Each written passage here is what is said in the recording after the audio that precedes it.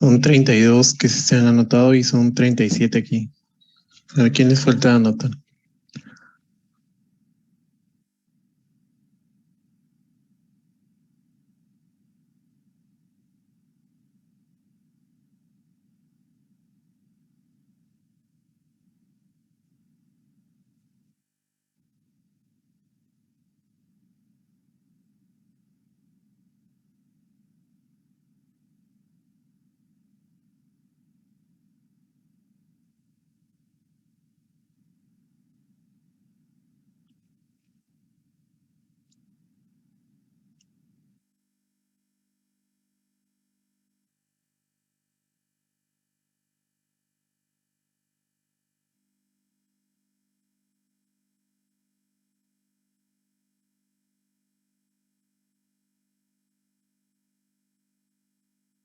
Muy bien, ya se anotaron todos, creo.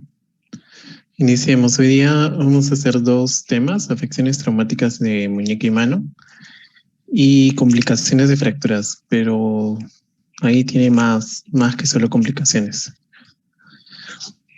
Ya vamos viendo en todo caso. Eh, Vamos a hacer este tema de afecciones traumáticas de muñeca. Iniciamos con fractura de coles. Esta es una fractura de radio distal. Eh, es una fractura con nombre propio. Ya les dije la vez pasada que este tipo de nombres propios o epónimos ya no se usan. Sin embargo, está dentro de sus sílabos. Por eso lo vamos a usar. Como historia tenemos que fue descrita hace mucho tiempo, ¿no? En Francia en 1783 se describió, se tiene los registros de este tipo de fractura, pero no es hasta 1814 que un irlandés que es Abraham Colles lo reescribe, lo redescubre como fractura y por eso es llamado como fractura de Colles, ¿no? Eh, Deben de saber que la fractura de Colles la definió Colles como una fractura transversal transmetafisiaria del radio inmediatamente por encima de la muñeca, o sea, más o menos a 3 centímetros, desde aquí hasta acá, 3 centímetros, con desplazamiento dorsal. Se va hacia el dorso del fragmento distal, aunque muchos no están desplazados, y es extraarticular. Esto es importante, que todas las fracturas de Colles se definen como extraarticulares. En cuanto a la clínica, tenemos la inspección, ¿no? Hay una deformidad en dorso de tenedor. Esto lo preguntan en exámenes de admisión. Deformidad del dorso en dorso de tenedor. Y desviación radial, por eso la deformidad es en bayoneta. La bayoneta son unas cosas que se usaban antes, ¿no? En los fusiles o en las escopetas que iban a la guerra y tenía una desviación hacia un lado, ¿no? Hay una depresión que es hachazo de Dupuytren en el lado externo. También hay tumefacción, se desarrolla en horas y hay una equimosis. La equimosis no se ve en un primer momento, ¿no? Es una equimosis tardía dentro de las 24 a 48 horas. Seguimos con la clínica, tenemos la palpación. Bueno, hay dolor cuando se toca la fractura, impotencia funcional. Hay ascenso de la apófisis estiloidea radial, ese es el signo de Lauger. Eso quiere decir que el estiloide radial está por encima, ¿no? Por encima, por el dorso. Y la estiloide radial se presenta o está más o menos a la misma altura de la epífisis cubital. Esto de acá habla de un signo radiográfico que es una disminución de la altura estiloidea o biestiloidea. Siempre que hay una fractura de Colles o una fractura de radio, hay que estudiar otro tipo de fracturas que tienen mecanismos parecidos. En este caso, las fracturas de escafoides, el codo y el hombro deben de ser estudiados. Fracturas escafoides, ahorita la vamos a ver, pero tienen que apretar en esta zona, que es una zona anatómica, ¿no? Una zona anatómica de la tabaquera anatómica.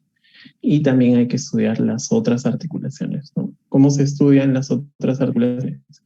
Vemos que acá representan como una mano, como una muñeca deformada dorsal, ¿no? Entonces eso tenemos que es una desviación dorsal en dorso de tenedor, pero hay que movilizar las articulaciones y ver si hay dolor, además de aquí, hay dolor en el codo o en el hombro. En cuanto a la radiología, vemos que siempre se deben de pedir dos planos, ¿no? Dos incidencias. La inclinación palmar media, ¿se acordaban que era de 11 grados? Viene de 1 a 21, ¿no? Pero es una inclinación dorsal. Acuérdense de eso, esto es importante, inclinación dorsal. Y hay una inclinación radial media, que lo normal es 23, pero hay una pérdida de estas alturas, ¿no? El fragmento radial, entonces, está inclinado y desviado hacia atrás, inclinado y desviado hacia radial, impactado y supinado, ¿no? Eso es el gráfico que pueden ver. ¿Cuál es el tratamiento? Bueno, los métodos de reducción son muchos, ¿no? Hay muchas técnicas para reducir este tipo de fractura. Pero ¿qué es lo más importante? Que se debe hacer lo más precoz posible. Hay que restituir la anatomía normal. Hay que colocar un sistema de inmovilización. Este sistema nosotros lo hacemos con yeso, yeso. En otros sitios lo hacen con acrílico, que son vendas que son más ligeras que el yeso pesa. Pero lo importante es que este sistema debe mantener la reducción y evitar desplazamientos, ¿no? Y esto también es otra cosa importante. No hay consenso respecto a la posición de inmovilización. Es decir, nosotros hemos estudiado, siempre hemos estudiado que debe haber una desviación cubital y una flexión palmar. Así debería estar inmovilizado. Y así es como lo hemos estudiado siempre en pregrado, ¿no? Sin embargo, hay estudios que dicen que no necesariamente esto es la mejor manera de inmovilizar, ¿no? Esto es bien traumático. Para las reducciones son traumáticas, son dolorosas. Debería de hacerse bajo anestesia o incluso bajo sedación, ¿no? Pero no se hace. En emergencia, un traumatólogo lo que tiene que hacer es poner una lidocaína en el foco de fractura y, intentar movilizar la fractura hasta llegar a su sitio, ¿no? Entonces, el método de reducción cerrada para el tratamiento de la fractura distal de radio distal en adultos. Esto es un Cochrane. Es una de las evidencias más fidedignas en medicina, ¿no? Entonces, ¿qué dice el Cochrane? Dice, los ensayos aleatorios no aportaron pruebas suficientes para poder decidir cuál es el mejor método para reubicar los fragmentos óseos de una muñeca fracturada en su lugar. O sea, nosotros sabemos esto porque siempre lo hemos estudiado así, ¿no? Fractura de Colles se debe hacer desviación cubital, flexión palmar. Eso es lo que tienen que aprender, pero en realidad no existe un consenso.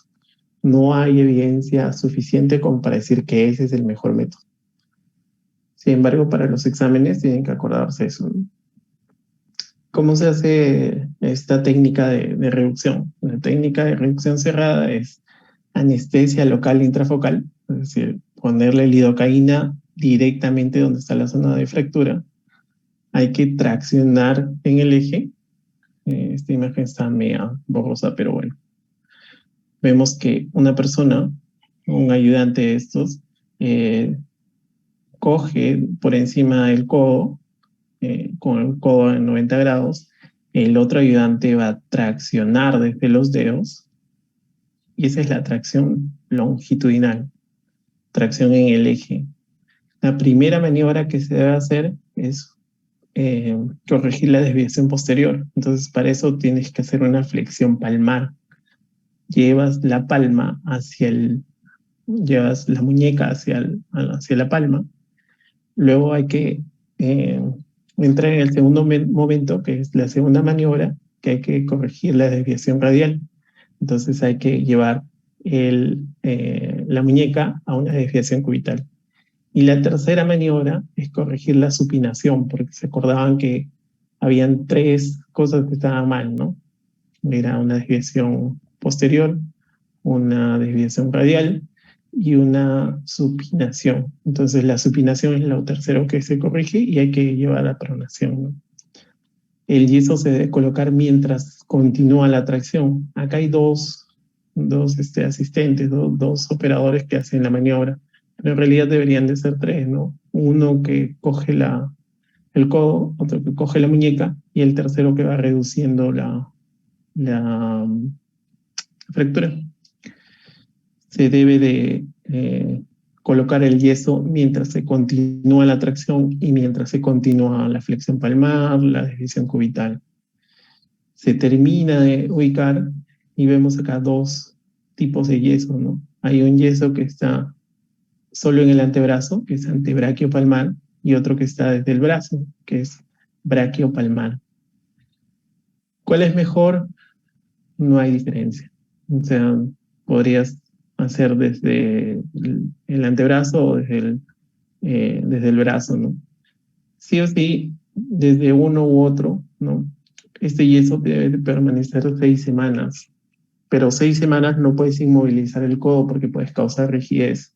Entonces, ¿qué es lo que hacemos nosotros?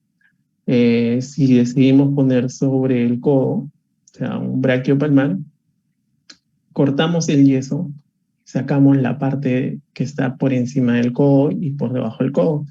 Entonces, lo pasamos de un braquio palmar o a un antebraquio palmar. ¿Ya? Eso es lo que hacemos. Esto es en cuanto a la fractura de colis. ¿Es importante ese tipo de fracturas? Sí, para los exámenes. Sí, porque hay un montón de preguntas de este tipo, ¿no? Entonces sería bueno que vean esta parte. Lo segundo que vamos a tocar es la fractura de escafoides. Las fracturas escafoides en realidad son muy poco frecuentes, ¿no? Representan el 2 al 3% de todas las fracturas, el 10% de todas las fracturas de la mano.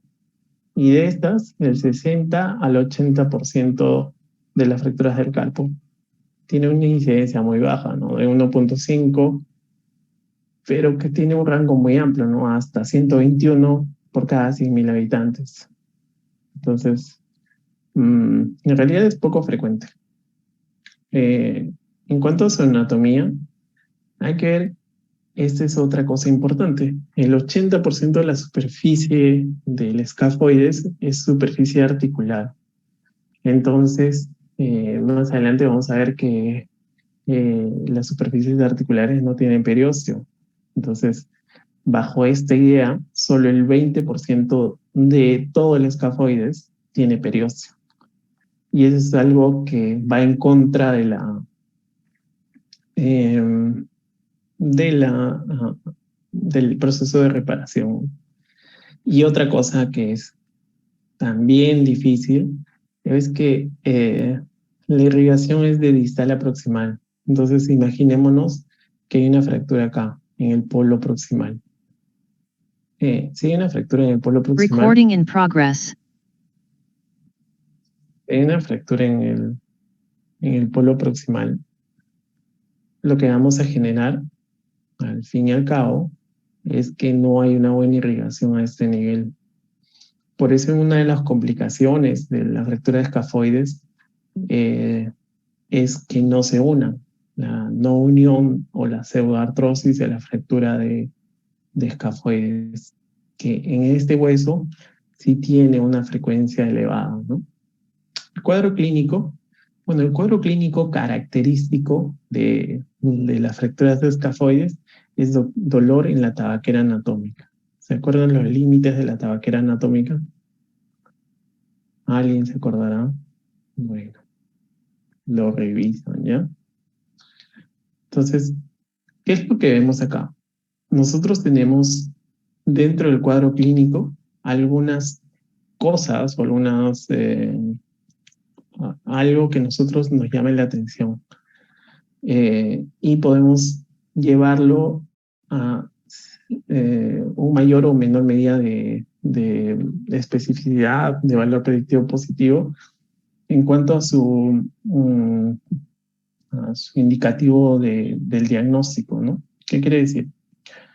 Esta es la superficie, la tabaquera anatómica, ¿no? Molestias en la tabaquera anatómica, una sensibilidad del 100% y una especificidad muy baja, el 19%. Pero mira, un valor predictivo negativo del 100%. ¿Esto qué habla? Y estos estudios deberían de saberlos ustedes, ¿no? Que habla que el valor predictivo negativo, cuando no tiene molestias a nivel de la tabaquera anatómica, entonces hay que descartar esta fractura, ¿no? Eso es lo que habla aquí. Entonces hay varias cosas que ustedes deben de ver, ¿no? Esto de acá, no voy a hablar todo, pero tienen que ver. Entonces lo característico es que se presente dolor a la palpación en la tabaquera anatómica, ¿ya? Y van a revisar qué límites tiene la tabaquera anatómica. El mecanismo de trauma, caída sobre el talón de la mano. ¿Se acuerdan que también ese era el mecanismo para las fracturas de radio distal, ¿no?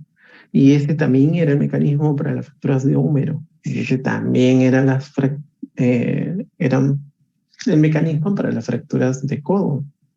Entonces tenemos varios tipos de mecanismos, ¿no? Tenemos un mecanismo que cambiando algunos patrones o algunas angulaciones puede llegar a fracturarse el escafoides, el codo, el hombro, el húmero, cualquiera de los huesos del miembro superior, ¿no? Incluso la clavícula, ¿no? Entonces eso hay que tener en cuenta, ¿no? Por eso les decía, en fractura de coles hay que revisar el escafoides, ¿sí? Y hay que revisar el codo y el hombro, porque puede fracturarse en cualquier sitio, ¿no? En cuanto a las imágenes, vemos que lo que se debe pedir es una radiografía AP y lateral de la mano. Entonces, es importante saber una AP y una lateral. Pero algunas fracturas no desplazadas de la escafoides no son visibles en las radiografías tomadas en en el primer momento, ¿no? Ves una radiografía y se ve normal, porque no está desplazada. Hay una serie que le pides al radiólogo o pides en rayos X que se llama serie de escafoides, que lo que te hace es una AP, una lateral, una oblicua de, de la mano y de la muñeca, ¿no? Para ver mejor el escafoides y ver si en algún sitio está fracturado, ¿no? Pero a pesar de eso, a pesar de que tú tengas muchos tipos de fracturas eh, perdón, muchas tomas radiográficas, podría existir una fractura oculta, ¿no? Entonces, las fracturas de escafoides ocultas son frecuentes también. La clasificación, bueno, este tipo de clasificaciones son varias, ¿no? ¿Son importantes para ustedes deben saberlo como médico general? No, no deben saberlo, pero igual se los presento. El tratamiento, bueno, el tratamiento es inmovilización con yeso. Es el método de elección para el tratamiento primario de las fracturas, pero esto tienen que tomar en cuenta, ¿no? Las fracturas no desplazadas o mínimamente desplazadas.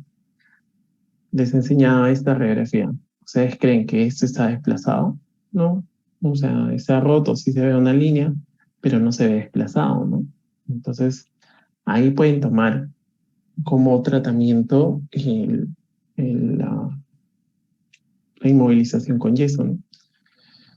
Pero ¿cuándo no podrían tomarlo? Miren aquí, una fractura más luxación. Entonces, esto no van a pensar que con un yeso esto se va a juntar, ¿no? No se va a juntar. Hay algunas patologías en el escafoides que se llaman BICI, DICI, que es un tipo de lesiones de los ligamentos que conllevan a la no unión tampoco, ¿no? Entonces, el tratamiento ortopédico, ¿qué es lo que se hace? Inmovilización con yeso. Se debe incluir el primer dedo, porque el primer dedo es el primer radio, así le decimos nosotros, el primer radio de la mano muñeca forma parte del primer dedo. Entonces, cuando hay movilidad en el primer dedo, en realidad también hay movilidad a nivel del escafoides. Entonces, uno debe de evitar la movilidad para que se produzca una consolidación ósea, ¿no? Entonces, ¿por cuánto tiempo lo inmovilizas? Se debe inmovilizar en total 6 a 8 semanas, pero a la segunda semana, a la tercera en este caso, ¿no? O sea, después de 2 semanas, se debe de hacer una revisión clínica y radiográfica. Las fracturas no desplazadas, tratamiento ortopédico. Se continúa hasta completar las 6 a 8 semanas. Pero las fracturas desplazadas se deben de llevar a un tratamiento quirúrgico. O sea, hay que operarlos. Esto es específico. Son muy muy pocas fracturas que se llevan a un tratamiento quirúrgico. Y las fracturas de tratamiento quirúrgica son una pesadilla porque pueden llevar a una pseudoartrosis. Estoy hablando varias veces de pseudoartrosis en este hueso porque es importante. Muy bien, entonces el tratamiento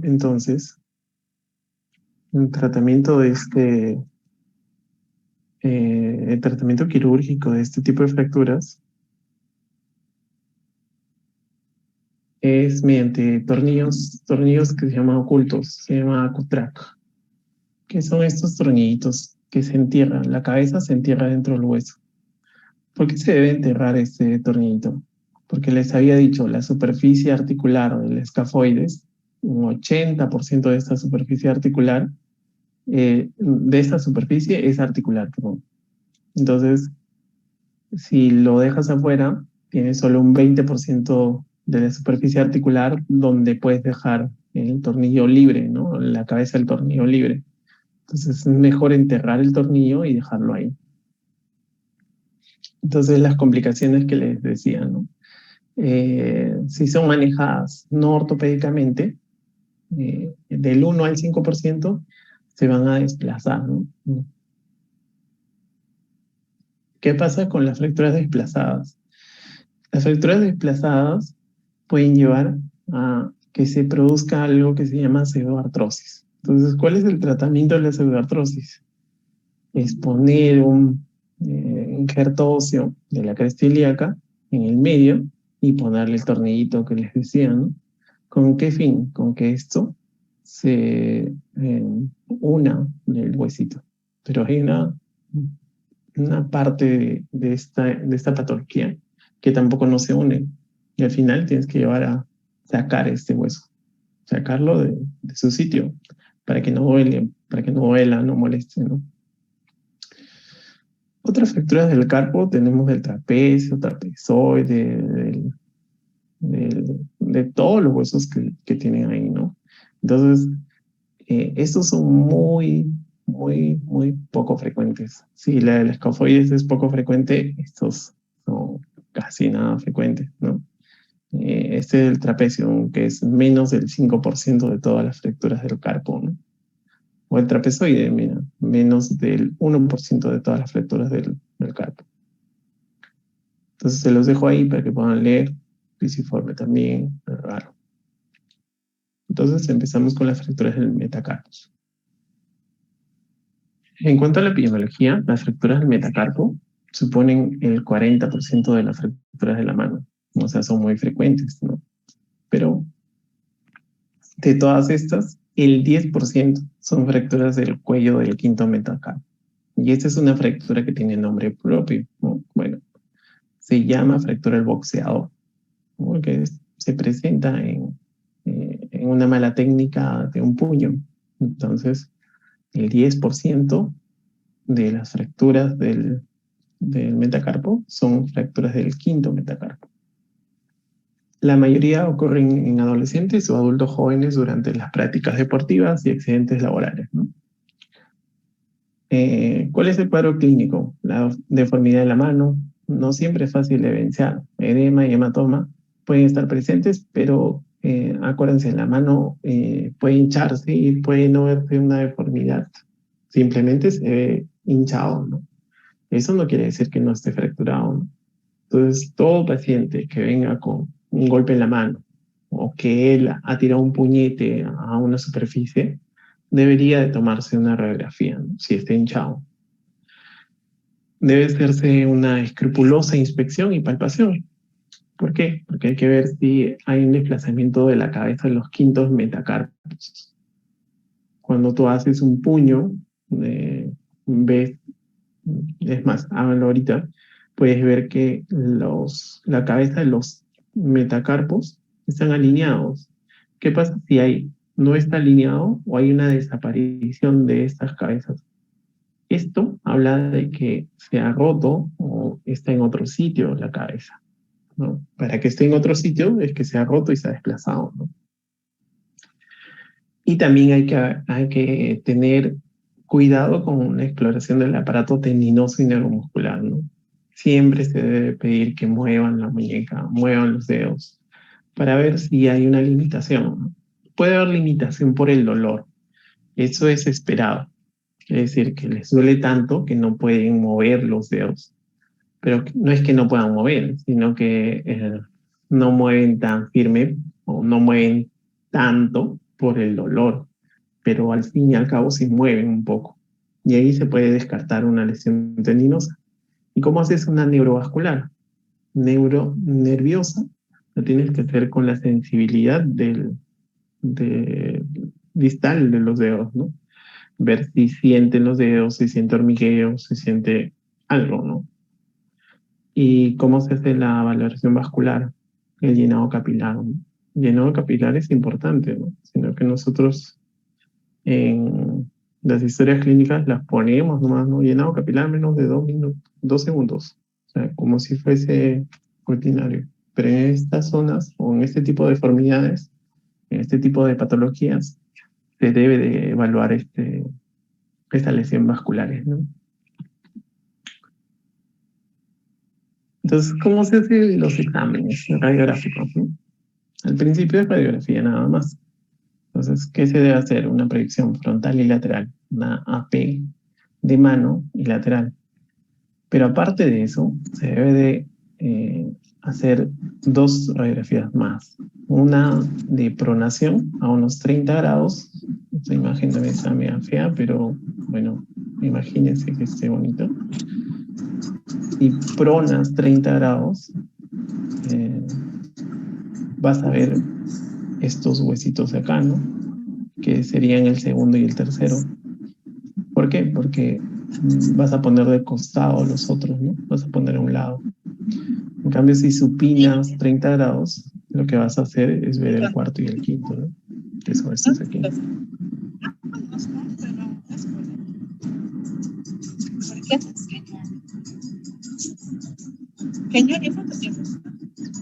ver, ¿alguien más quiere hablar? ¿Quién prendió su micro? Esta es la playa de Cañón. ¿Y dónde están las roquitas que dicen ustedes? Ah, por acá centro. Se ven unas roquitas que se ve que la gente se sabe. Vengan a apagar su micro, por favor. Creo que ya lo apagó, doctor. Ok, gracias. Eso se ve que nadie está haciendo caso. Bueno, que algunos no están haciendo caso. En fin. Ok. Sigamos. Las fracturas de la diáfisis del metacarpos, entonces, son poco frecuentes dentro de todas las fracturas, ¿no? Los tipos, ya veíamos en la clase pasada que hay transversas, oblicuas, espiroideas, longitudinales, ¿no? Las transversales y las oblicuas tienen una diferencia en un ángulo. ¿Se acuerdan cuáles eran? ¿Alguien se acuerda?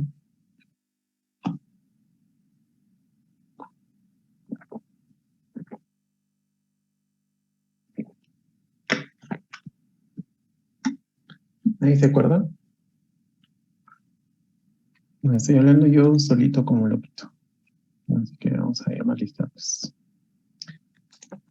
Valdés. Se retiró, no sé qué me dijeron la vez pasada.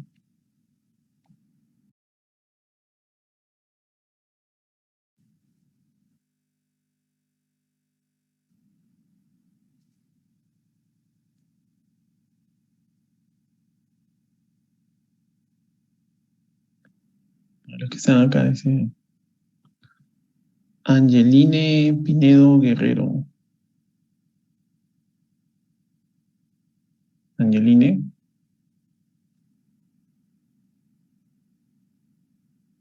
Angeline. ¿No está? Marcos de asistencia se fue. Ok.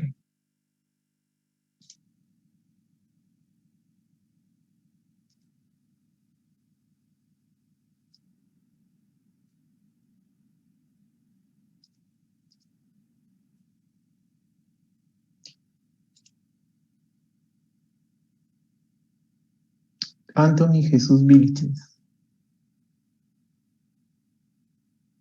Anthony.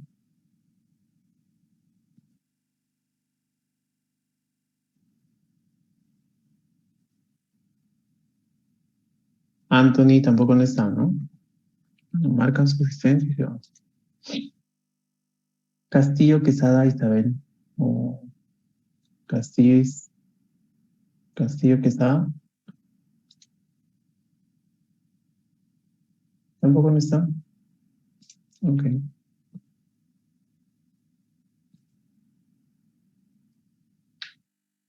Osorio Hidrogo. Álvaro. Presente, doctor. Buenas tardes. ¿Qué tal? Buenas tardes. Hola, Álvaro. Cuéntame. ¿Qué pregunté? Hace rato ahorita. Lo que pasa, doctor, es que estoy con algunos problemas y esto es de mi celular. Pero le puedo comentar algunas cosas que he apuntado de la clase, si desea, ¿no? ¿No sabes qué preguntar? No, ahorita no le podría decir porque, como le digo, he estado conectándome de mi celular, mi computadora.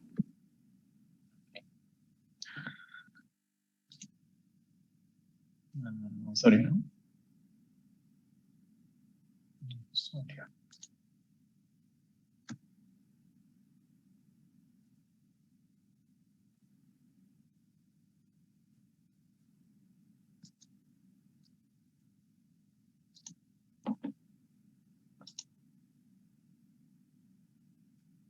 Juan Aguilar Diani.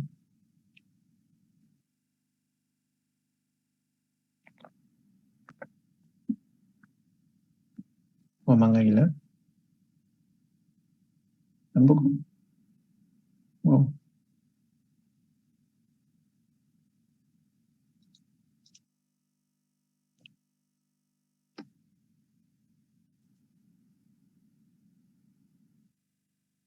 Implemento que ha apuntado.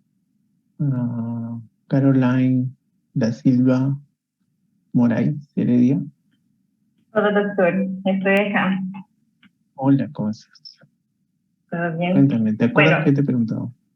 sí, la pregunta fue de los tipos, ¿no? De la fractura, sería cuál es la diferencia entre transversal y oblicua, ¿no?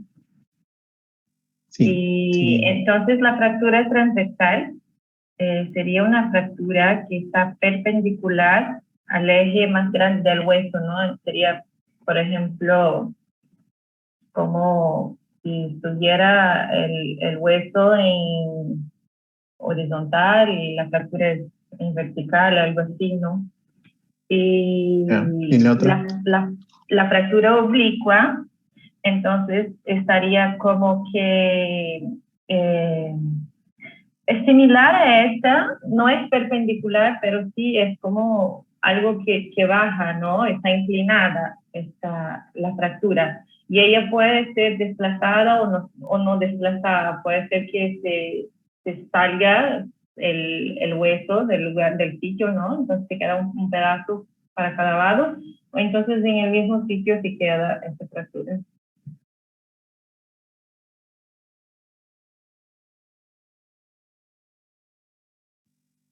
No, eso no es. Eso no es. Deberían de estar atentos, chicos, ¿no? De verdad deberían de estar atentos.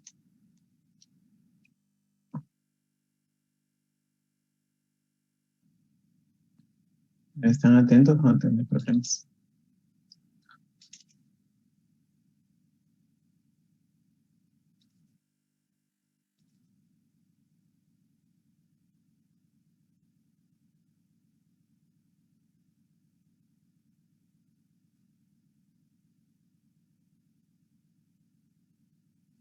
Miren aquí decía, la fractura oblicua mayor de 30 grados, mayor o igual. La fractura transversa menor de 30 grados. Si es perpendicular, como dice, tendrás que coger un compás y ver cuál cumple exactamente los 90 grados, ¿no? Y eso no es. Pero bueno, si quieres estar atenta.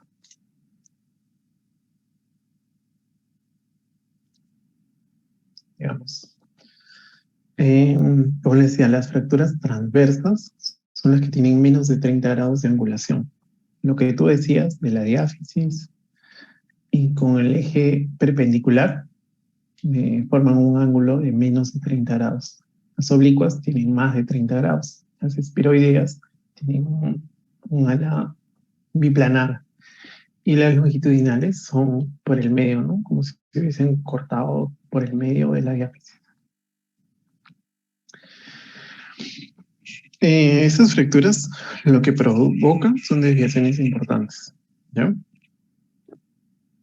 Y las fracturas del primer metacarpo son fracturas que tienen nombre propio, que también deberían de tomarla en cuenta ustedes, ¿no?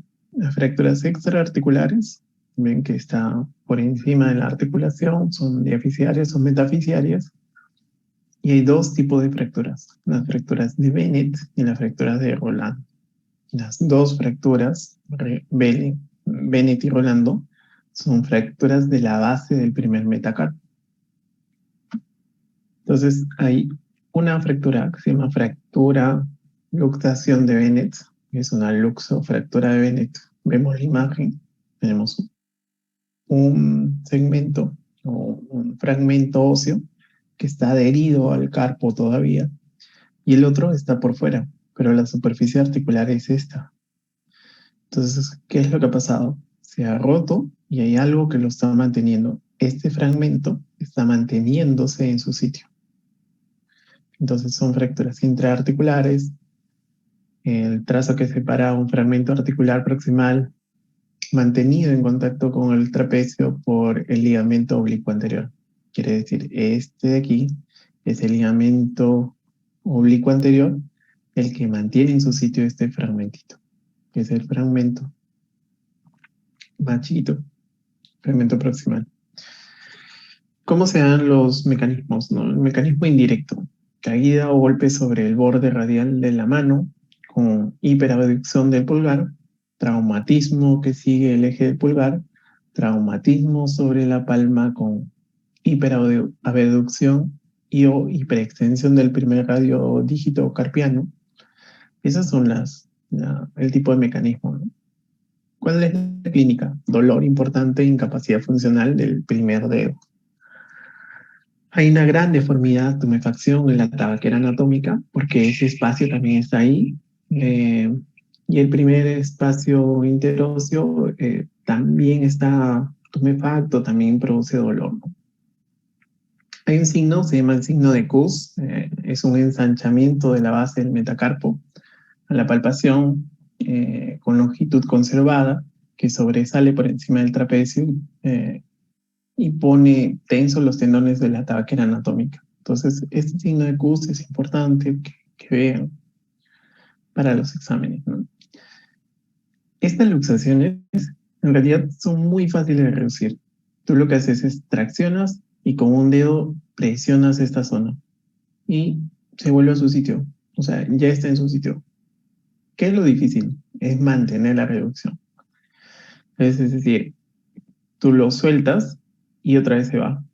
Y este fragmento se queda por el ligamento oblicuo anterior. Entonces casi todas son quirúrgicas. Hay varias técnicas, hay varios métodos de fijación en cuanto a lo quirúrgico, pero que se hace principalmente, se mantiene en su sitio, ¿no? ¿Cómo se mantiene? Le puedes poner un tornillo o un clavo a ese nivel, lo mantienes en su sitio. Haces una artrodesis temporal de este hueso, del primer metacarpo. O haces una fijación con el segundo metacarpo. Entonces le pones 2 clavitos por ahí. Y lo otro es la fractura de Rolando. La fractura de Rolando también es interarticular, pero tiene un doble trazo. Es en forma de I invertida o Y invertida,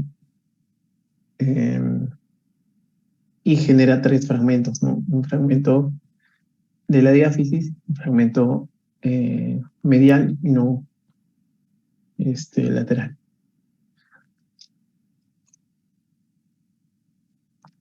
Entonces, igual que esto, ¿no? Se produce un ascenso de la diáfisis, se separan los fragmentos. Este tipo de fractura es una fractura nada más, ¿no? El otro era una luxofractura. Entonces, esto es más que nada una fractura, pero es más difícil de tratar porque hay fragmentos son muy chiquitos, son intraarticulares, entonces para volverlos a su sitio son muy difíciles. ¿Cuál es el tratamiento? Es una osteosíntesis. La osteosíntesis es operar. La osteosíntesis es poner una placa de metal, un tornillo o algo, ¿no? ¿Qué se usa? Unas plaquitas, son mini placas, 2.0 con tornillos de 1.5 o puede ser más chiquito incluso. Y son placas en T, que son para el cóndilo.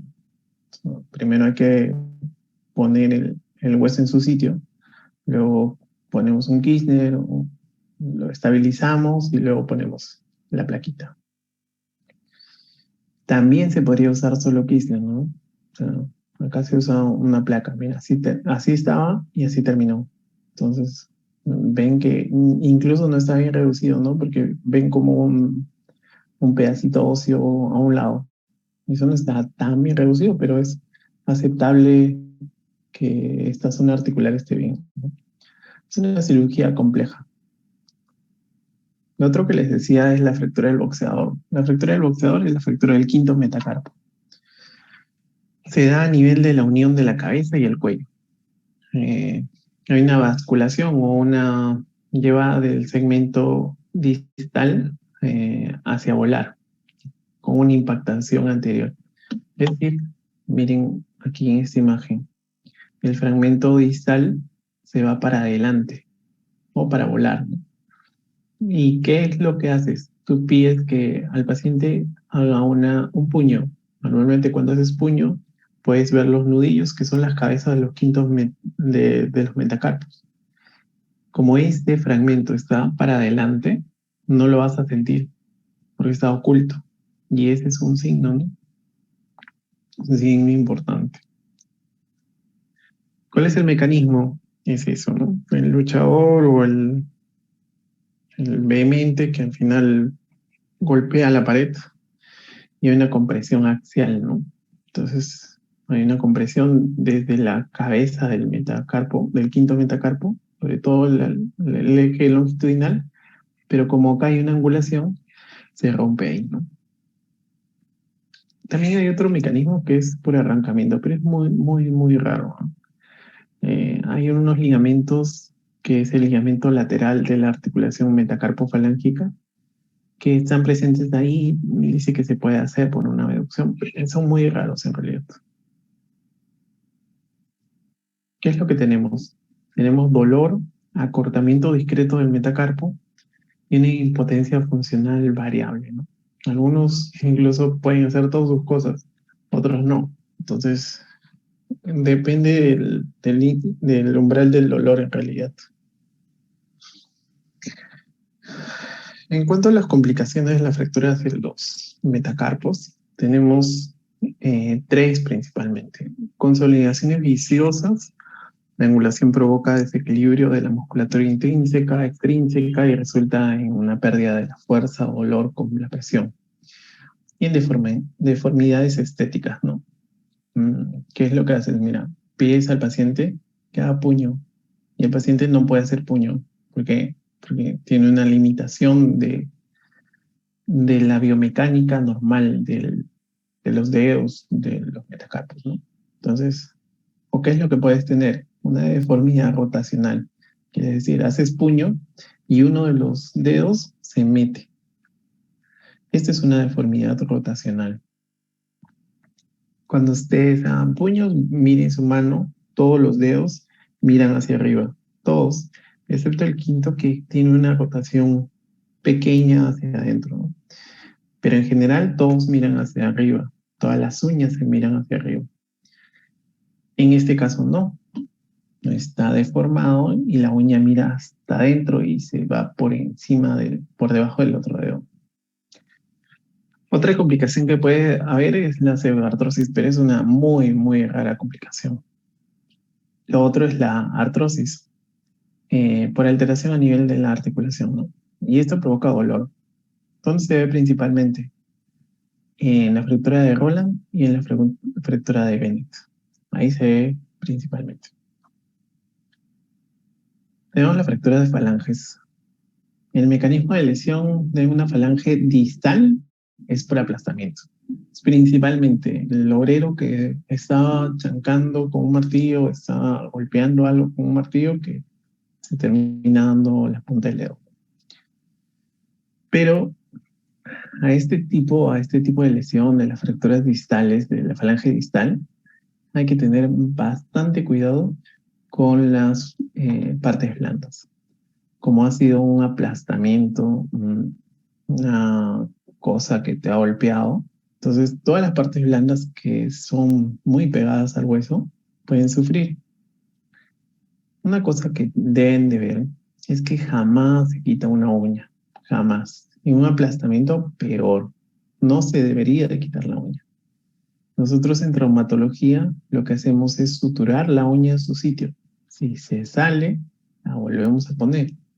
¿Para qué? Para dos cosas.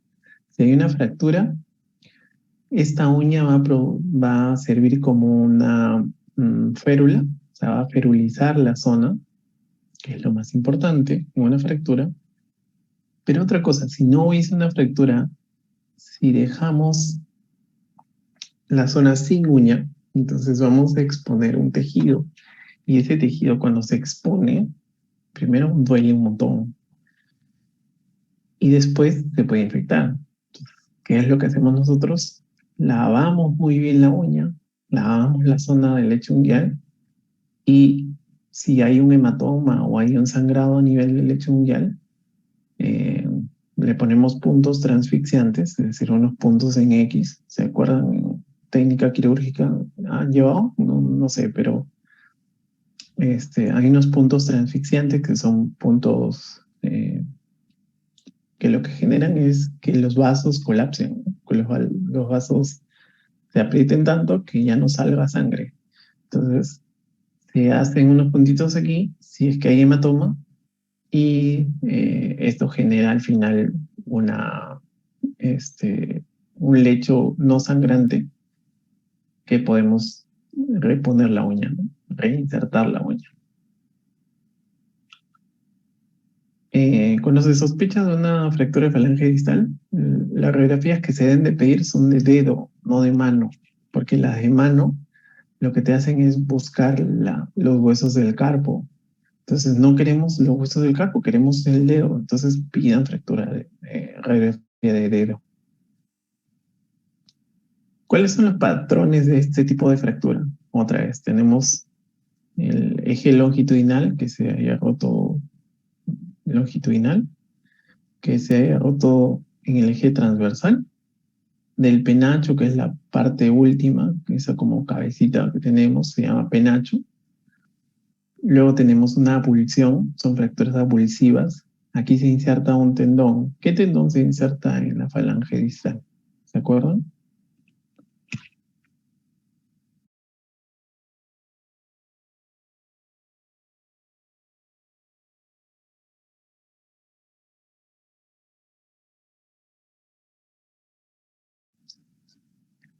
¿Nadie se acuerda? ¿Ya moriste otra vez?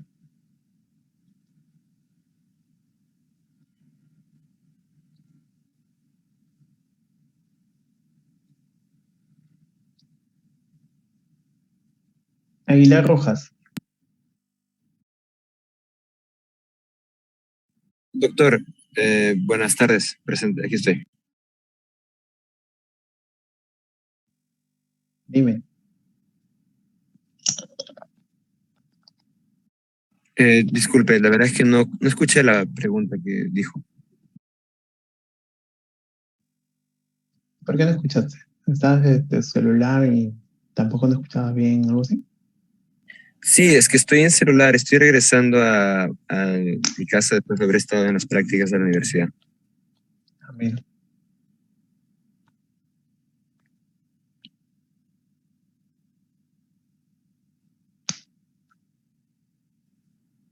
Calle Herrera.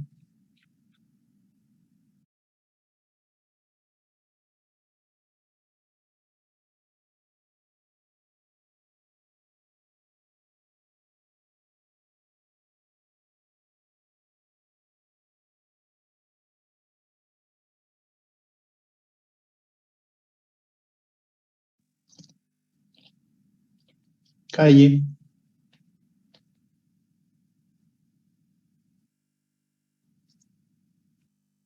Anthony, ¿no? ¿No está? Doctor, disculpe, no lo sé. ¿Y cuál fue la pregunta?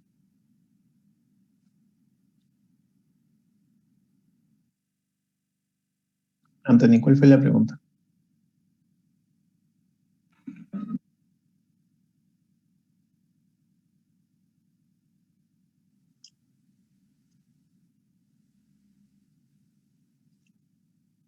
Es que no están escuchando. No sé lo que pasa. Bueno, vamos a terminar. ¿Aló? ¿Se escucha? Sí, sí te escucho. Bueno, el tipo E que tenemos en esa figura son... Tendón se inserta en la falange distal. Sí, ya pasó. No te preocupes.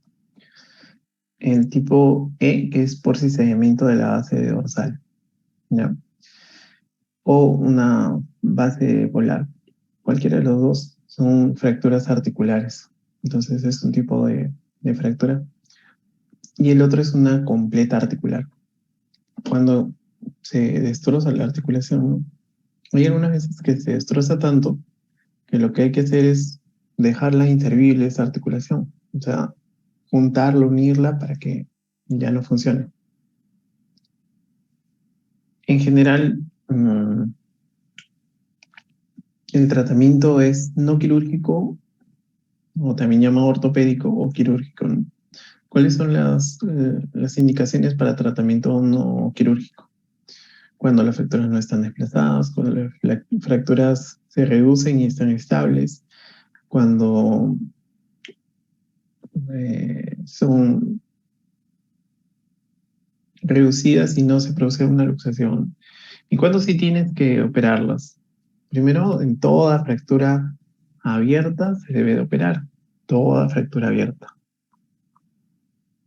Eso tienen que tener en cuenta. Toda fractura abierta se debe operar. Y este es un tipo especial, que les decía las fracturas avulsivas. Las fracturas avulsivas está indicada una cirugía, ¿no? ¿Qué es lo que se hace? Se pone un clavito, luego se reduce y otra vez se pone un clavito. Entonces se ponen dos clavitos. Entonces, lo que les preguntaba, ¿no? Este tendón de aquí, ¿cómo se llama? ¿Cuál es? Está en la cara. Ujú. Sí, es el extensor. De todas maneras, les estoy dejando resúmenes para que puedan ver cuál es el mejor tipo de tratamiento, ¿no? Tratamiento de las fracturas de la falange distal. En cuanto a las fracturas de la falange media, su epidemiología es variable, ¿no? Según el grupo etario, el género. Pero tienen que saber que las peores son fracturas articulares. Las peores. Ayer justo operé una fractura de este tipo. Nos hemos demorado como 2 horas operando eso. Porque no reducía, porque había pérdida de tejido, por un montón de cosas, ¿no? Entonces, son feas estas cirugías.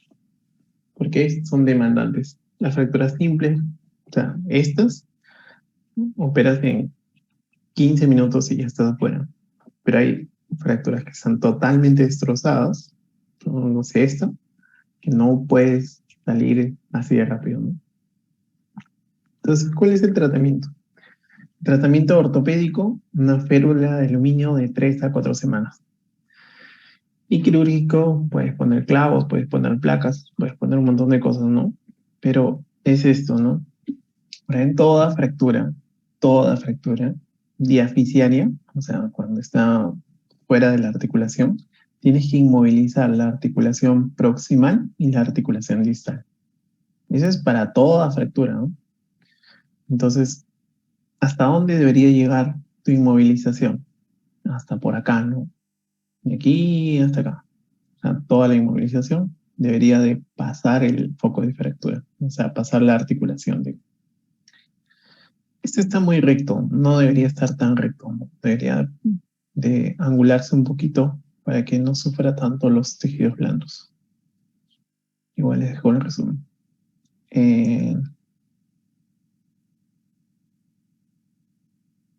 Eso se movió, creo. Ah, no. Fracturas de la falange proximal, perdón. Este tipo de fracturas también, ¿no? En la mano hay 3 falanges, del segundo al cuarto dedo, y en el primer dedo hay 2 falanges, ¿no? Entonces la falange proximal también es el mismo tipo de clasificación, ¿no? Transversales, oblicuas, con oblicuas largas, espirales, articulares, no articulares, articular parcial, articular completo. Pero en este tipo de fracturas, lo que se debe inmovilizar es una falange proximal y una distal. Entonces, si tenemos acá, se articula con el metacarpo. Y el metacarpo tiene que inmovilizarse. Entonces, no puedes poner una férula de dedo para una falange proximal. No se puede. Entonces, tienes que inmovilizar desde la falange media y toda la mano. ¿Ya? La inmovilización es con un yeso por 3 semanas, luego se dan ejercicios de movilidad. Y el tratamiento quirúrgico, bueno, es varios, ¿no? Puedes poner solo tornillos, como lo que está acá, o clavos, ¿no? Y al último vamos a ver las luxaciones articulares de la articulación interfalángica distal y las del pulgar. Las lesiones aisladas son raras, ¿no? O sea, que tengan luxación nada más son raros. Son fáciles de reducir, ¿no? Entonces, ¿tú qué es lo que tienes que hacer? Coges el fragmento distal o la falange distal, traccionas y luego haces una presión para el lado opuesto donde esté. Es decir, si el fragmento distal está dorsal, tú traccionas y haces que el fragmento distal lo empujas hacia volar. Entonces, son fáciles, ¿no? Esto de acá es poco frecuente, que son luxaciones expuestas. Luxaciones expuestas solas son poco frecuentes, pero sí hay, sí, de vez en cuando se aparecen en la emergencia, ¿no? Entonces, el tratamiento de las luxaciones, si son estables, después de reducir la articulación, se puede iniciar los movimientos de una vez. O sea, no tienes que inmovilizarlo, ponerle una férula ni nada. Pero ¿qué es lo que pasa si no son estables? Entonces, las luxaciones dorsales inestables deben movilizarse en 20 grados de flexión durante un máximo de 3 semanas antes de iniciar los movimientos articulares, ¿no? Rango osteoarticular.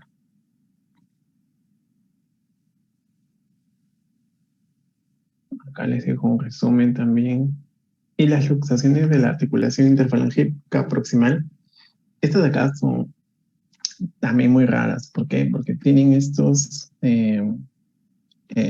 que son unos ligamentos que lo que hacen es evitar la movilidad de esa articulación. Entonces son muy raros en realidad. Muy, muy, muy raros. Bien, vamos a tomar un descanso de 10 minutos y continuamos con la otra parte.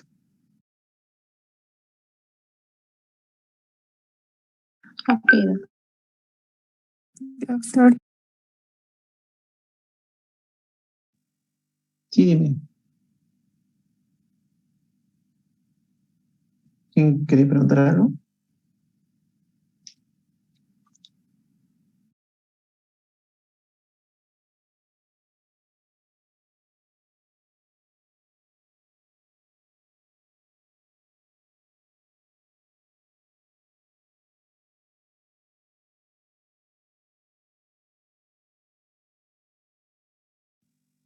Anótense otra vez en la lista, por favor, para la segunda clase.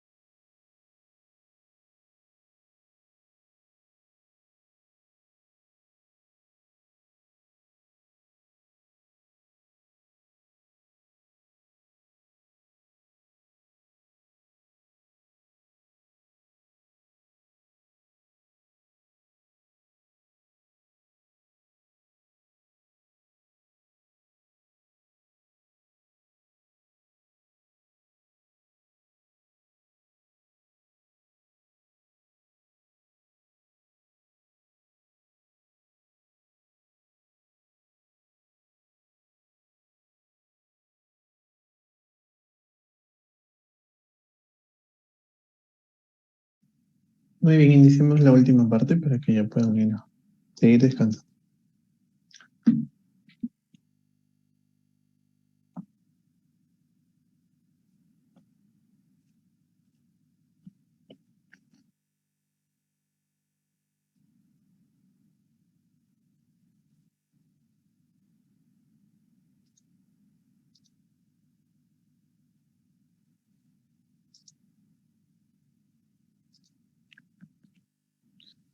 Esta parte es más pequeña, así que acabamos más rápido. En cuanto a las complicaciones de las fracturas, me han pedido que haga dos temas, consolidación ósea. En cuanto a la consolidación ósea, deben de saber que es el proceso de curación ósea luego de una fractura. Es decir, una fractura se une por acción de este proceso, un proceso de consolidación ósea. Doctor, disculpe, ¿está proyectando? ¿Sí? ¿No sale? No se ve, doctor. Gracias.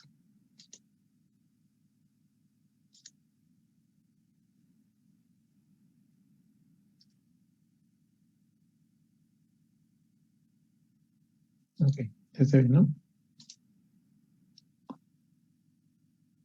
Les decía que lo que vamos a hablar es de la consolidación ósea. Es un proceso de curación del hueso luego de una fractura. Es decir, se fractura el hueso y el cuerpo tiene que arreglarlo. Entonces, la forma de arreglar es mediante este proceso, ¿no? Hay dos clases, una primaria y una secundaria. La primaria es una consolidación directa, primaria o cortical. ¿Y por qué tiene esos nombres? Porque no se forma un callo óseo. Entonces, tiene lugar en reducciones anatómicas con estabilidad absoluta. Estas dos frasecitas son importantes para nosotros los traumatólogos. Dice reducción anatómica, y eso habla de que hay un tipo de fracturas que tú puedes ponerlos en su sitio, como si hubieras sacado, se hubiese roto y tú lo pones exactamente donde está, o sea, encaja exactamente donde está. Esa es una reducción anatómica. Las reducciones anatómicas se deben de buscar en lugares donde hay fracturas articulares. Eso es algo que deben de saber. Y la estabilidad absoluta es cuando no hay movimiento o los movimientos son muy, muy, muy pequeños. Esto tiene un numerito, ¿no? Tiene 8 a 10 micras de movimiento, que son casi nada, ¿no? Entonces, para tomarlo en general, la consolidación primaria se da cuando tú has podido reducir exactamente como estaba antes el hueso, o sea, se ha encajado perfectamente, y cuando tú logras que esta fractura no se mueva, ¿ya? Entonces, son los dos caminos, las dos cosas que se deben de tener para tener una consolidación primaria. Entonces, se produce por el paso de vasos perforantes en las zonas de contacto y la posición osteoblástica del hueso nuevo en las zonas de no contacto. ¿Eso qué quiere decir? Vemos esta imagen que también estaba media fea. Sorry, no encontré otra imagen. Pensé que estaba mejor. Bueno, directamente pasa un vaso a otro vaso. O sea, continúan, ¿no? ¿Se acuerdan el sistema de Havertz del hueso? Bueno, más o menos es eso, ¿no? El sistema de Havertz, si bien ha habido una ruptura del hueso, como está otra vez en su sitio, puede continuar. Puede pasar de un lado para el otro y los osteoblastos empiezan a formar hueso donde no pasan los vasos sanguíneos, ¿no? Entonces en esta zona empiezan a formar los osteoblastos, empiezan a hacer una matriz ósea, ¿no? Entonces, ¿qué no hay? No hay tejido cartilaginoso ni formación de callo óseo. ¿ya? Esta consolidación primaria es esa, pero hay una consolidación secundaria. Y sí se produce con una formación ósea, ¿no? Formación de callo óseo, perdón. En general, decimos que tiene 3 fases, ¿ya? En general. Sin embargo, la primera fase es la inflamación, la segunda es la remodelación, y estas fases de aquí están resumidas en otra fase. Entonces, ¿cómo son? Entonces, hay una fase de inflamación, fase de reparación y fase de remodelación. Este gráfico es importante que sepa. ¿Por qué? Porque la fase de inflamación, ven que representa el 10% del tiempo, ¿no? Pero antes de que termine la fase de inflamación, empieza la fase de reparación. Y antes de que termine la fase de reparación, inicia la fase de remodelación. Entonces, si nosotros sumáramos esto, quedaría más del 100%, ¿no? Pero ahí las fases se superponen. Entonces, por eso es que no suman el 100%. Entonces, ¿qué se genera? Un hueso inmaduro forma el tejido inicial reparador de la fractura. Entonces, tenemos fibrillas colágenas irregulares, tenemos un patrón irregular de mineralización de la matriz y también tenemos, posteriormente, se reemplaza por tejido maduro, ¿no? Entonces, primero hay cartílago y después se genera el hueso maduro. Y esto han tenido que llevar en histología, ¿no? La fase de inflamación, hay una migración celular, polimorfonucleares, macrófagos, linfocitos. También hay tejido necrótico y exudado absorbido por fibroblastos, condrocitos y una formación nueva de matriz. En esta misma fase, la fase de inflamación, hay factores quimiotácticos, estímulos eléctricos. Esto hay estudios muy grandes de los estímulos eléctricos, una electronegatividad en el foco de fractura reciente y estimula la osteogénesis, ¿no? Incluso nosotros cuando queremos que nuestra fractura que hemos operado, o la fractura que no hemos operado, pero estamos tratando ortopédicamente, aumentemos el tiempo, aumentemos la velocidad de mejora, lo mandamos con el de medicina física, y el de medicina física le pone algunas máquinas, principalmente el magneto, para que ayude ese proceso de inflamación, disminuya la inflamación, disminuya el proceso y aumente el proceso de reparación, ¿no? Entonces, la segunda fase de reparación. Hay una estabilidad mecánica, influye en el proceso de reparación, o sea, quiere decir que si no se mueve la fractura, este proceso de reparación va a ser más grande, más rápido, ¿no? Entonces, el tipo de consolidación, 2. Primaria, no se forma callo óseo, y la secundaria sí se forma callo óseo, ¿ya? Luego tenemos 2 temas chiquitos. El retardo de la consolidación. No existe consolidación ósea estable en menos de 6 meses desde la fractura. Quiere decir, si nosotros esperamos hasta 5 meses y no hay proceso de consolidación ósea, lo que se llama, o como se llama esto, se llama retardo de la consolidación. ¿Ya? Menos de 6 meses. Entonces, ¿qué se debe hacer aquí? Se debe corregir la causa que la provoca o mantiene, ¿no? Mantiene la no unión. Hay que corregir la inmovilización inadecuada, yesos cortos, incontinentes, quebrados, etc. Y que se debe asegurar una inmovilización completa y continua, ¿no? ¿Qué es lo que pasa algunas veces? Nosotros lo dejamos con férula. La férula es medio yeso, ¿no? Sujetado con vendas elásticas.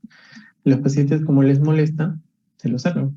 Entonces, vemos al paciente y nos dice, sí, yo lo he usado todo el tiempo, pero ves la piel y la piel está recién lavada. Entonces, eso no es, ¿no? Si no lo usas, si lo usas todo el tiempo, tu piel debería estar reseca, áspera y con bastante piel muerta encima, ¿no? Entonces, hay que ver cuál es el proceso, qué está fallando para repararlo, ¿no? Y hay otras cosas que puede ser una infección, ¿no? Si hay una infección no está presente, se debe corregir, ¿no? Si es un malnutrido, una anorexia severa, las anoréxicas son un dolor de cabeza, ¿no? No, son bastante dolor de cabeza para nosotros, porque están tan malnutridos que nunca consolidan. También hay que estimular la actividad funcional de la extremidad hacia donde sea posible y retirar los cuerpos extraños, ¿no? Eso también puede conllevar a un retardo de consolidación. Pero recuerden, el retardo de consolidación es el hueso que no unido en menos de 6 meses. Menos de 6 meses. Y tiene dolor. ¿Ya? Esa es otra cosa. Puede tener dolor. En cambio, la pseudoartrosis es una imposibilidad de la fractura para producir un tipo de consolidación sólida, pero esto ya tiene más de 6 meses. Otros autores dicen más de 9 meses. Entonces, no hay un consenso en realidad. ¿Por qué se puede producir esta pseudoartrosis? ¿Una excesiva movilidad en el foco de fractura? Sí.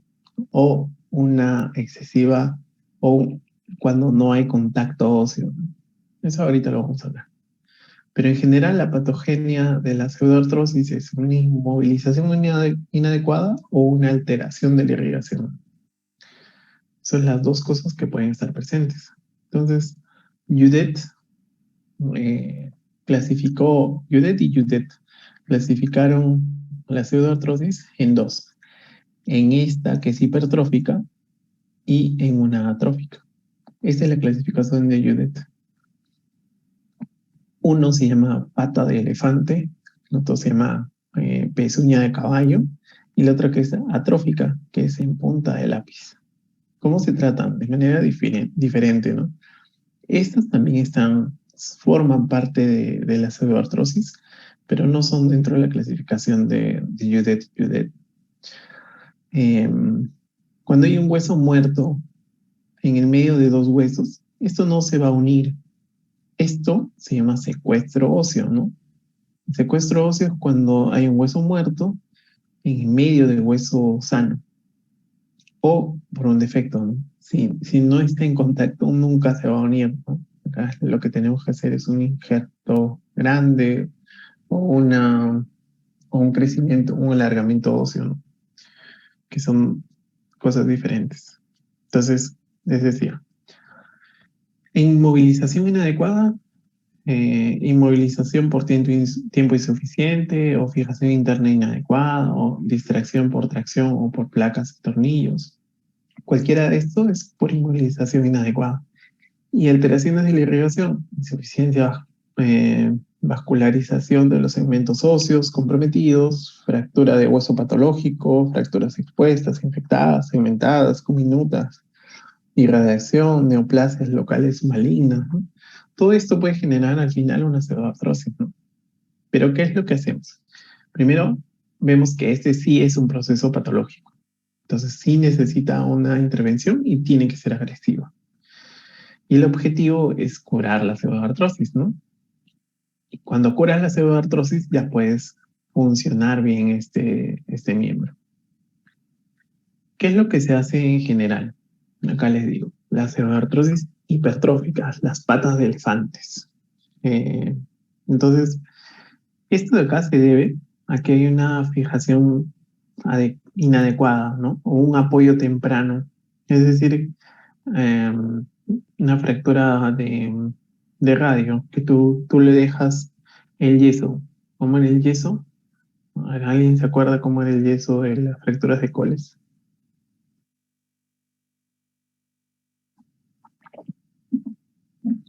Nadie, ¿no?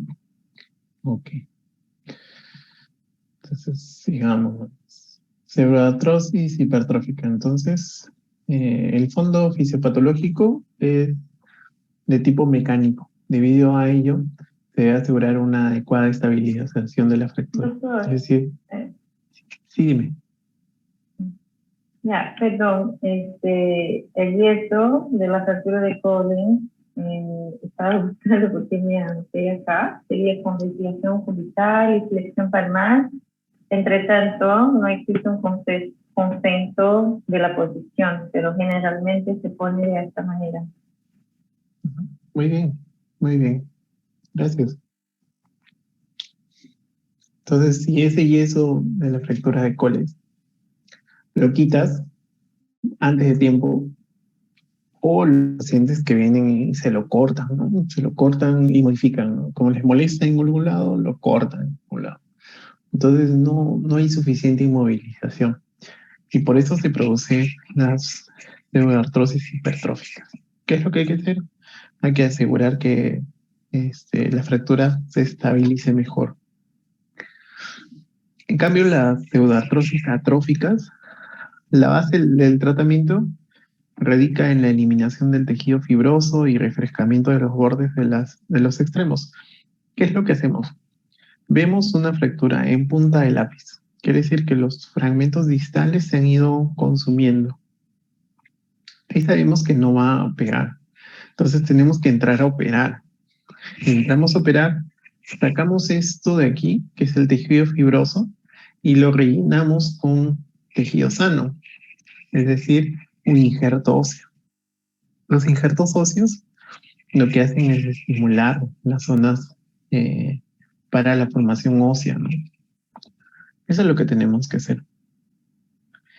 Pero aparte de eso, o sea, ya sacamos el tejido fibroso, ya pusimos el injerto, tenemos que asegurarnos que hay una fijación adecuada, porque si no, otra vez se puede hacer hasta hipertrófica, ¿no?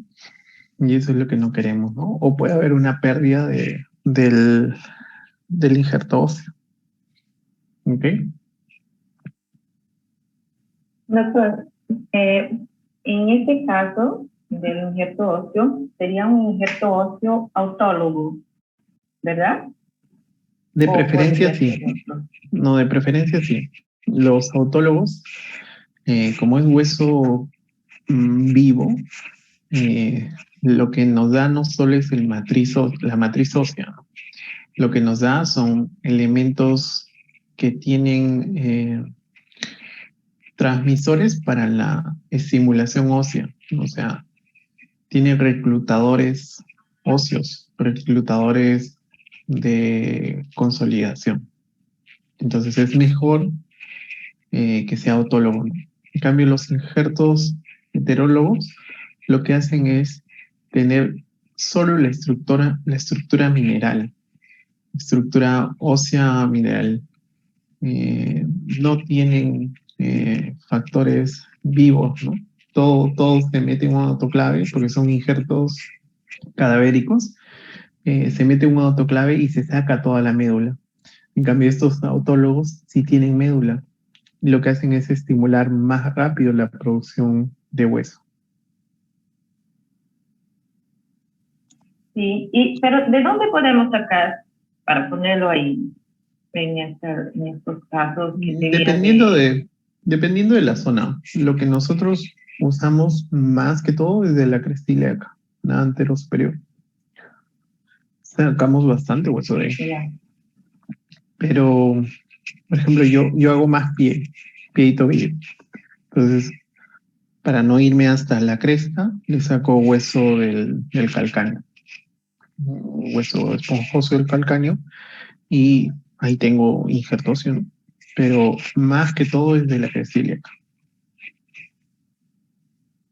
Ya, gracias, doctor. Ok. ¿Alguien tiene alguna pregunta? Ya acabamos la clase.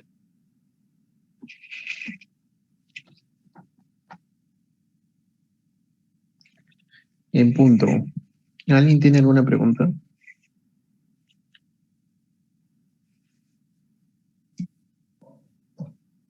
Doctor, después pregunto. Una consulta, doctor. Lo que menciona, ¿cuál de las más frecuentes sería entre una hipertrofia o una atrofia, no? De esas fracturas. Eso depende de cada segmento óseo, ¿no? No te puedo decir eso. Porque lo que decíamos, el escafoides hace bastante pseudoartrosis. Él hace pseudoartrosis, pero no hace ni de pata de elefante ni de atrófica, sino hace una pseudoartrosis que se ve la raya mucho tiempo, o sea, se ve el foco de fractura mucho tiempo, nada más, y se vuelve necrótico el segmento proximal. Pero hay otros de huesos largos que depende de la inmovilización que tengas. Entonces, como es una complicación del tratamiento también, no se tiene estadísticas claras, ¿no?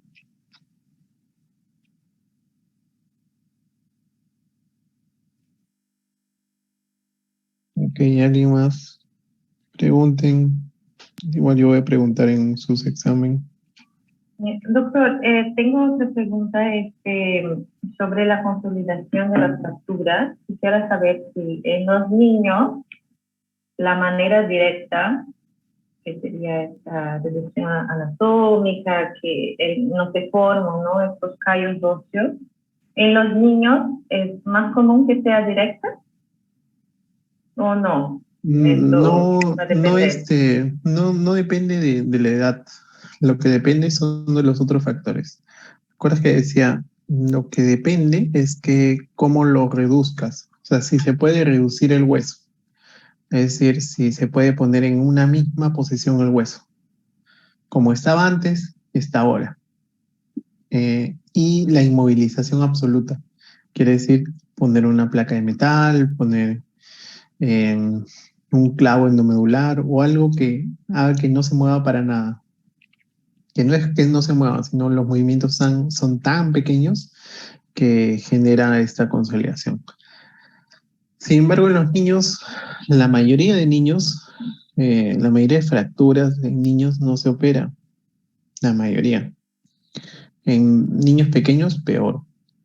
Y los niños tienen el periósteo, que es la membrana que está alrededor del hueso, muy gruesa. Cuando nosotros entramos a operar niños, esta membrana que es el periósteo es tan gruesa que algunas veces hasta nos impide hacer las reducciones. Pero como es tan gruesa, también contiene la fractura, es decir, dos segmentos óseos se han roto, los segmentos óseos, esta membrana los mantiene en su sitio y es más fácil que se produzca el proceso de consolidación. Además que su medida de cambio, su tiempo de cambio es más rápido. Entonces ellos pueden consolidar mucho más rápido que los adultos, ¿no? Pero no depende de la edad. Directamente no depende de la edad. Ya, gracias, doctor. Ok. ¿Alguien más?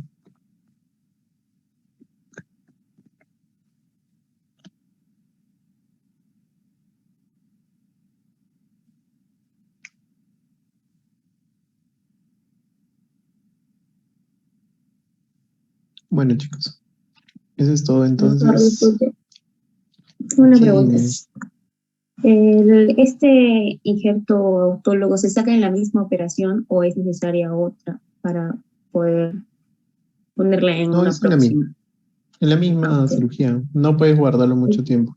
Como tienes células vivas, tienes que ser lo más pronto posible, ¿no? Entonces, ¿qué es lo que hacemos normalmente?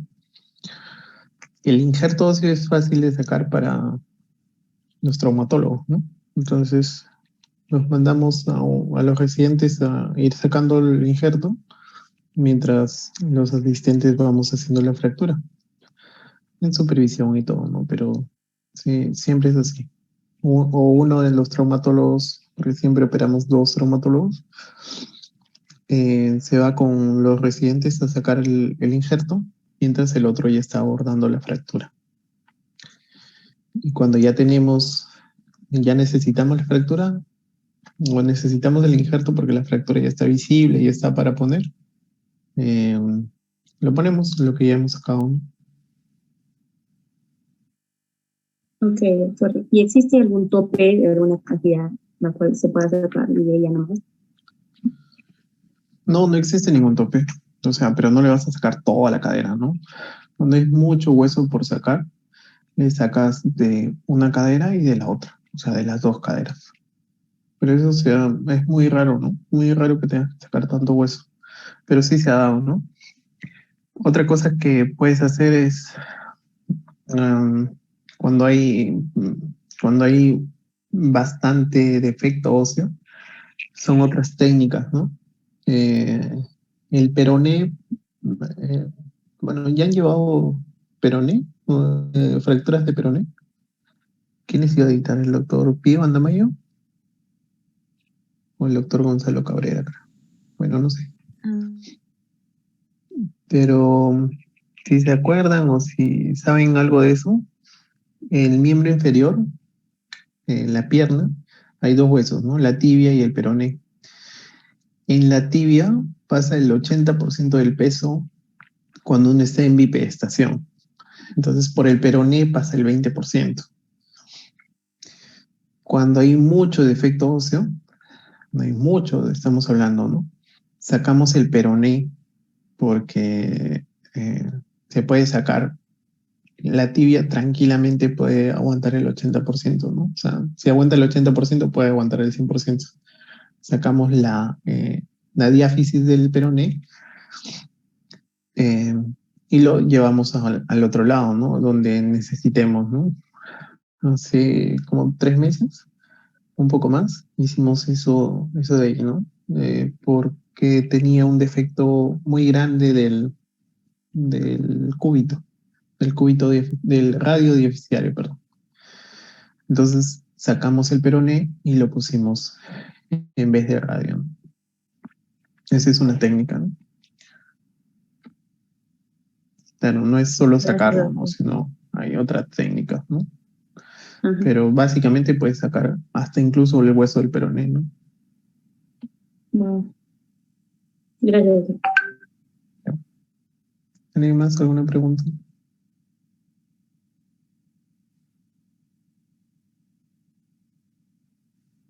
Lo que no he puesto en las diapositivas es fractura de olecrano, que era muy grande ya, mucho. Igual le voy a mandar a su delegado unas diapositivas. Y las fracturas de cúbito radio proximal. Pero eso lo hemos hecho en triada terrible. Así que, bueno, igual le mando alguna información para que puedan leer. ¿Alguien más? ¿Alguna pregunta?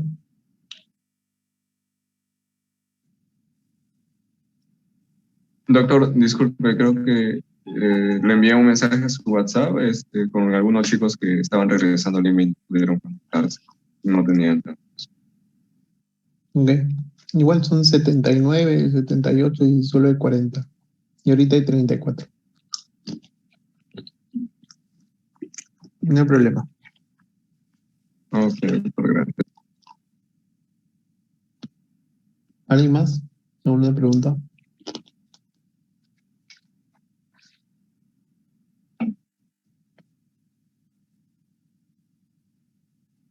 Bueno, si no hay más preguntas, muchas gracias. Yo soy el doctor Garay, como les dije. Trabajo en el Salud de Vitarte y en algunas clínicas. Así que si necesitan algo, les dejo mi correo con su delegado. Tienen que estudiar, chicos. Una cosa que deben de saber es que mientras más estudian, menos trabajan. Y eso se da en medicina también, ¿no? Los exámenes de admisión de residentado o de ENAN, que es el examen nacional de medicina, son complicados y son importantes, ¿no? Así que tienen que estudiar, siempre tienen que estudiar. A los cirujanos siempre nos vacilan que no estudiamos. No, cirujano no lee. Pero mentira, pues hay que leer siempre. Para ser buen profesional hay que leer. Y eso es para todos. Un gusto, chicos. Cuídense bastante. Gracias, doctor. Gracias.